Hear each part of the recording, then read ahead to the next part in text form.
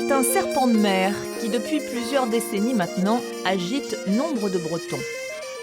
Depuis 1956 et la création des Pays de la Loire, la Bretagne a perdu une partie d'elle-même et ne s'en console pas. Alors 2019 sera-t-elle l'année de la réunification ? Quoi qu'il en soit, les partisans de la Bretagne à 5 sont plus que jamais décidés à poursuivre le combat. Ce panneau s'affiche désormais dans 59 communes du Finistère à la Loire-Atlantique. L'association qui en est à l'origine, Brace 5 sur 5, est née en 2015 à Perros-Guirec. Son objectif, fédérer les partisans de la Bretagne à 5 qui veulent rendre visible leur engagement et l'afficher grâce à ce logo. L'idée de départ, c'est de mettre sur la voie publique la volonté des Bretons. C'est-à-dire qu'il y a plus de 70% des Bretons qui sont favorables à cette réunification. Les 59 communes, Brace 5 sur 5, en termes de population, ça représente la métropole de Rennes à l'heure actuelle. Parmi ces 59 communes, 2 communes proches de Guingamp. Bourg-Briac, 2400 habitants, l'une des toutes premières à s'être engagée, et sa voisine de Grasse, 2500 habitants, qui vient tout juste de rejoindre l'association. Pour les deux maires, une même conviction. Déjà géographiquement, quand on prend une carte, sans la Loire-Atlantique, la Bretagne ne ressemble à rien. Déjà, ça c'est sur la carte. Ensuite, le château des Ducs de Bretagne est quand même à Nantes. Sans ce 5e département, on est malheureux. On nous a coupé quelque chose.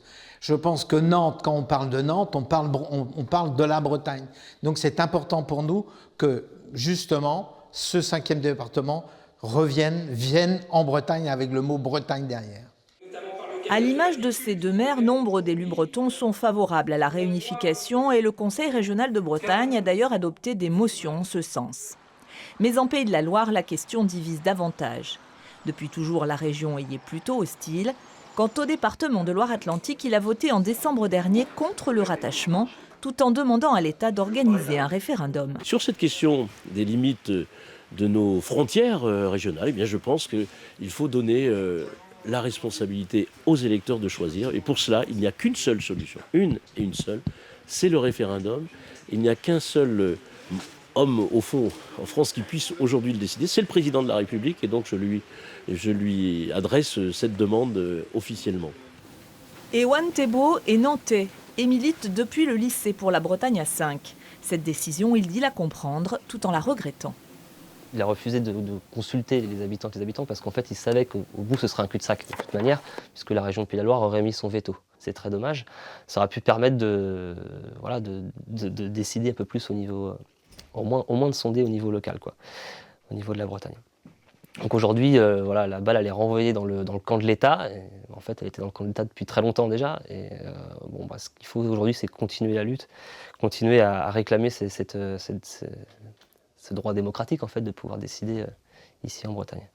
Car en Loire-Atlantique, le sentiment d'appartenance à la Bretagne a toujours été fort. Pour preuve, les manifestations de 2014 qui ont rassemblé des milliers de personnes à Nantes, ou cette pétition lancée par Bretagne Réunie qui a recueilli 100 000 signatures pour demander l'organisation d'une consultation.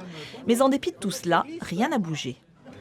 La population a envie que ça change, mais il y a une fracture réelle entre les élus et la population, ce qui fait que ces choses, elles n'évoluent pas et on ne demande pas aux gens ce qu'ils veulent et on n'applique pas surtout ce qu'ils veulent. Donc ça alimente la défiance envers les institutions et ça c'est très dangereux. Je pense que le quotidien d'une population qui va de l'avant conduit le politique à décider. Ça, c'est toujours comme ça. Et on a beau dire, on essaye parfois de retarder les choses, de dire non, ils vont se calmer. Ce qui est profondément dans une population ne peut pas se calmer.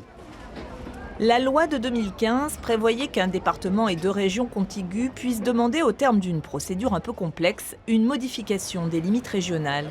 Mais ce droit d'option prend fin en mars prochain. La balle est donc désormais dans le camp d'Emmanuel Macron et des députés, mais si référendum il y a un jour, reste à savoir quelle sera la question posée, le périmètre géographique du vote, sans compter son impact sur toutes les régions de l'Ouest. Bref, le combat des partisans de la Bretagne à 5 pourrait continuer encore longtemps.